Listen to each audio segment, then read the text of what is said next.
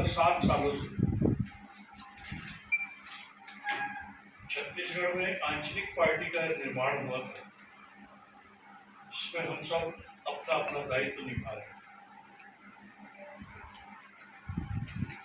आदरणीय अजीत जोगी जी द्वारा हमें श्री खूबचंद बघेल जी के सपनों का छत्तीसगढ़ समझाया था, लेकिन दुर्भाग्यवश किन्हीं कारणों से स्वप्न दृष्टा का यह स्वप्न हम छत्तीसगढ़ जनता कांग्रेस में रहकर पूरा नहीं कर सके। हालात, स्थितियां और परिस्थितियां हमें जनता की सेवा की ओर निरंतर खींच रही थी, लेकिन हमारे नेतृत्व ने पूरे 5 साल ऐसा कोई प्रयास नहीं किया जिस प्रयास से आदरणीय खूबचंद बघेल जी के सपनों का छत्तीसगढ़ का निर्माण किया जा सकता है। इन सब बातों को ध्यान में रखते हुए हमने पुनः एक बार जो मिला रूप में करते रहे। मेरे इस प्रयास में मेरे साथी नेता मोहला मानपुर से संजीव ठाकुर जी हमें जो प्रदान करना चाहिए था वो नहीं कर पाए। संजीव ठाकुर जी अपने क्षेत्र की जनता के लिए कुछ सपने देखते हैं, वह सब कांग्रेस पार्टी ने एक बार पुनः मेरे साथ इन्हें भी एक अवसर दिया है ताकि हम उस क्षेत्र की जनता के लिए कुछ कर सकें। कांग्रेस पार्टी के लिए हम अपनी सेवाएं दे सकें और कांग्रेस को उस क्षेत्र में और मजबूत बना सकें। उसमें वो जिला अध्यक्ष की भूमिका में थे, वह भी हमारे साथ में मिलकर इस काम में लगे हुए थे और उन्हें छोड़कर वह भी कांग्रेस को मजबूत बनाने के लिए, अपना योगदान देने के लिए हमारे साथ में कांग्रेस में आए। वर्तमान में व्यवसाय से जुड़े रहने के बावजूद राजनीति में एक अहम स्थान इन्होंने बनाया है और छत्तीसगढ़ लोधी समाज के कोषाध्यक्ष के रूप में अभी ये निर्वाचित हुए। इसके पूरे जिले में हमने उसकी सूची श्री दीपक बैद जी को, प्रदेश अध्यक्ष कांग्रेस पार्टी के, उन्हें सौंपी है।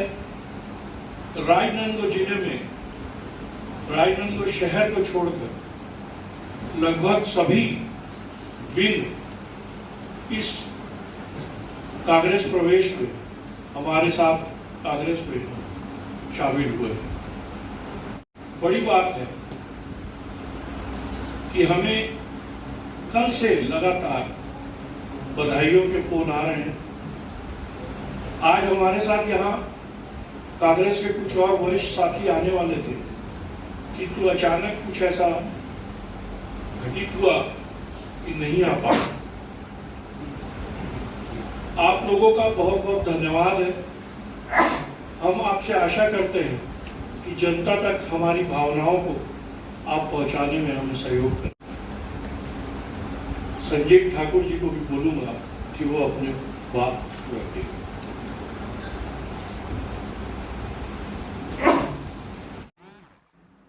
कल जो है हम किसी पार्टी प्रवेश या पार्टी ज्वाइन नहीं किए हैं, हम अपने घर में वापसी की है। हम पहले भी कांग्रेसी थे, हैं और रहेंगे। स्वर्गीय अजीत जोगी जी ने जनता कांग्रेस पार्टी, नई पार्टी कांग्रेस छोड़ के बनाए, तो हम सभी उनके विचारों से प्रभावित होकर के उनके साथ चले गए थे। पर उनके जाने के बाद विगत 3 वर्षों में जिस प्रकार से क्षेत्र में कार्य होना चाहिए, जो उनका सपना था, उन सपनों पर काम होना चाहिए था जो हमें देखने को नहीं मिला, और हम लोग उनके सपनों को साकार करने वालों में से थे, पर कहीं न कहीं वो सारी चीज़ें हमको देखने को नहीं मिला और हमें ऐसा लगा कि हम यहाँ रह के वो जो करना चाहते हैं वो नहीं कर पा रहे हैं। तो हमने अपनी घर वापसी कर ली है और अपने कांग्रेस में फिर से जैसे काम करते थे उसी प्रकार से हम अपने भाइयों के साथ, अपने साथियों के साथ मिलकर कंधे से कंधे मिलाकर काम करने के लिए आए हुए हैं। जो भी जिम्मेदारी हमको मिलेगी उन जिम्मेदारियों को बखूबी निभाएंगे। धन्यवाद।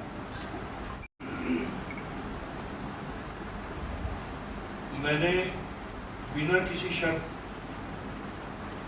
कांग्रेस में प्रवेश किया है और मेरे कांग्रेस में जाने में आमंत्रण भी था और स्वपूर्ति भी। बहुत दिनों से मैं ये मन बना रहा था कि मुझे जिस जगह पे होना चाहिए मैं उस जगह पे नहीं हूं। कांग्रेस पार्टी में रहकर मैं बेहतर राजनीतिक रूप से लोगों की सेवा कर सकता हूं। कांग्रेस में ले जाने के लिए जिले के विधायकों ने और कांग्रेस के वरिष्ठ नेताओं ने मुझे जरूर प्रेरित किया और वहां तक ले जाने में अहम भूमिका अदा की। 6 महीना लगा। यह 6 महीने इसीलिए लगा कि उन 28,000 लोगों से बात की। 28,000 लोगों से बात करने के उपरांत यह निर्णय हुआ कि हमें यह कदम उठाना है और उस 28,000 लोगों ने हस्ताक्षर अपनी इच्छा जाहिर की, जो हमने प्रदेश अध्यक्ष दीपक बैद जी को सौंपे। रह गई सवाल कांग्रेस की कौन सी योजना, आप लोगों की जानकारी में शायद कहाँ हो। मैं राजनांदगांव जिले का सबसे बड़ा किसान हूँ। एक किसान होने के नाते मुझे जिस भूपेश बघेल सरकार की किसान हितैषी नीतियों ने प्रभावित किया और उनके द्वारा उठाए जा रहे बहुत सारे ऐसे कदम हैं जिसकी कल्पना हम लोग कभी करते। इस सारी चीजों से प्रभावित होकर और उनकी साथ गोई से प्रभावित होकर मैंने व्यक्तिगत रूप से ये पाया कि जिस काम को अजीत जोगी जी पूरा नहीं कर सके, जिस सपने को खूबचंद बघेल जी के छत्तीसगढ़ निर्माण उनके स्वप्न दृष्टा माना जाता है बघेल जी को, उस जिस छत्तीसगढ़ के निर्माण को जैसा खूबचंद बघेल जी सोचते थे, अजीत जोगी जी उसमें काम कर रहे थे। लेकिन जब अजीत जोगी जी उस काम को पूरा नहीं कर पाए तो हमें लगा कि इस काम को केवल भूपेश बघेल जी ही पूरा कर सकते हैं। इसलिए आज हम अपने कांग्रेस में आने का जो पूरा श्रेय देते हैं मुख्यमंत्री श्री भूपेश बघेल जी को और माननीय टी.एस. बाबा जी को और प्रदेश अध्यक्ष दीपक बैद जी को। हमको उन्होंने उस सपने को पूरा करने में जो हिस्सेदार बनाया, उसके लिए हम आपके माध्यम से उन्हें धन्यवाद भी ज्ञापन करते हैं। बताइए क्या मामला है, किससे प्रभावित हुए हैं आप?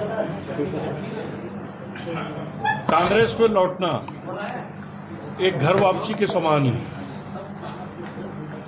मैं तीसरी पीढ़ी में कांग्रेसी विचारधारा का आदमी रहा हूँ। अर्जुन सिंह जी से लेकर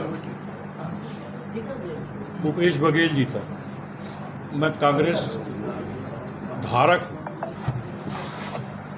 अपने साथियों के साथ कांग्रेस में आकर ऐसा लग रहा है कि मैं तरोताज़ा हुआ हूँ और एक बार वो फिर से वो चुस्ती और फुर्ती अपने आप में महसूस कर रहा हूँ जैसा आज से मैं यूथ कांग्रेस के समय करता था।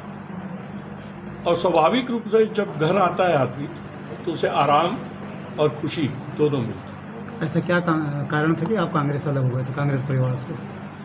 2016 में माननीय अजीत जोगी जी ने एक सपना देखा प्रादेशिक राजनीतिक दल का,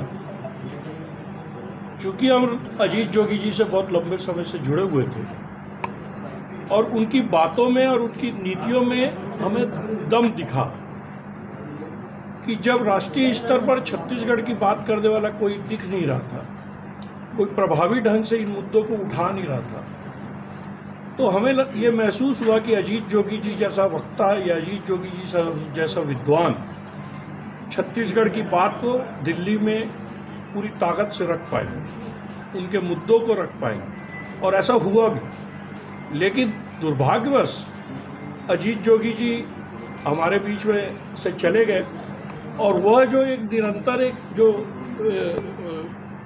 एक चीज़ उठी थी, एक बात उठी थी, एक बात चली थी, वो बात बीच में रुक गई और उस बात को निरंतर आगे बढ़ाने में पूरे छत्तीसगढ़ में मुझे कांग्रेस पार्टी के ही नेता खास करके आदरणीय भूपेश बघेल जी अजीत जोगी जी का दूसरे रूप में हमें दिखाई देने लगे, और टी.एस. बाबा जी और अजीत जोगी जी, चरणदास महंत जी, दीपक बैज जी, ये जिस तरीके से कांग्रेस को लीड कर रहे थे, छत्तीसगढ़ की बात को रख रहे थे, छत्तीसगढ़ के मुद्दों को हल कर रहे थे, हम उससे प्रभावित हुए और भूपेश बघेल जी की नीतियों से हम लोग प्रेरित होकर कांग्रेस पार्टी को कर रहे हैं।